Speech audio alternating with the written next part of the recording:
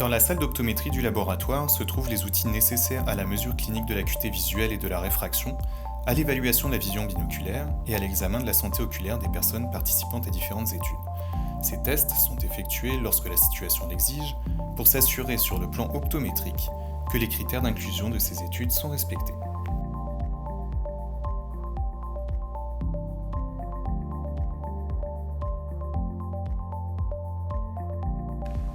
L'électroencéphalographie est une technique d'imagerie non invasive qui nous permet de mieux connaître l'activité neurophysiologique du cerveau de nos participants.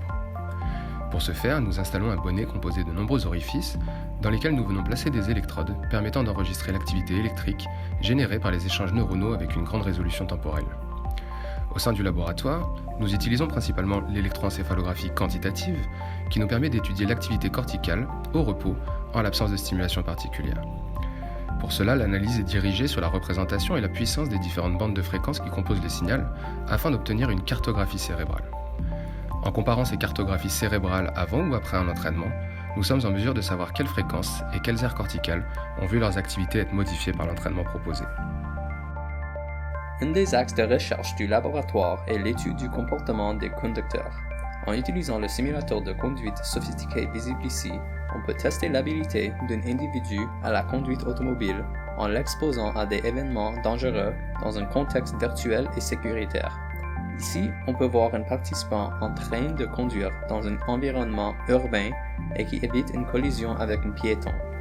Cet outil nous permet d'observer de manière unique les comportements des conducteurs dans les situations les plus critiques.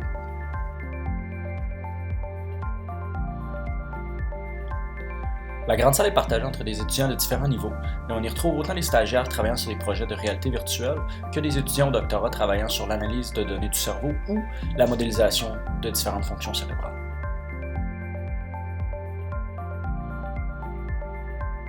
Voici un exemple du paradigme classique qui s'appelle le suivi d'objets multiples. Nous voyons 8 balles identiques à l'écran.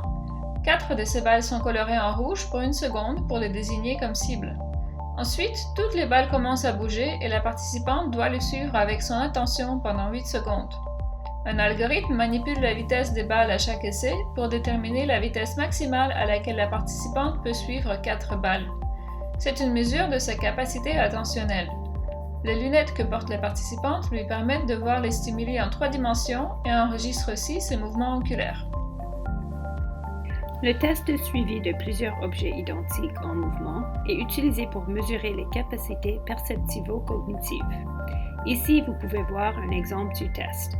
Une cible est brièvement identifiée avant qu'elle soit mise en mouvement. La participante doit identifier la cible lorsque les balles cessent de bouger.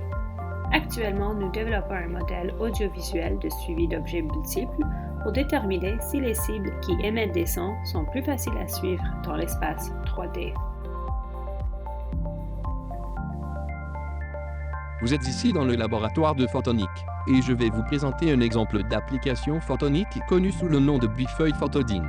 Le bifeuille photodine est constitué de nanomatériaux et la structure vibre mécaniquement en réponse à une excitation laser, communément appelée pompage. Nous voyons ici l'image du mouvement du bifeuille photodine.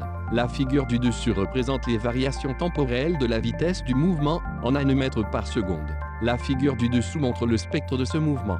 Parfois, le mouvement est instable et dans cet exemple est pompé avec un signal modulé sinusoïdal. La voûte d'immersion en réalité virtuelle, aussi appelée CAVE, est un outil très intéressant en psychophysique car il permet de contrôler l'environnement immersif dans lequel le participant est plongé.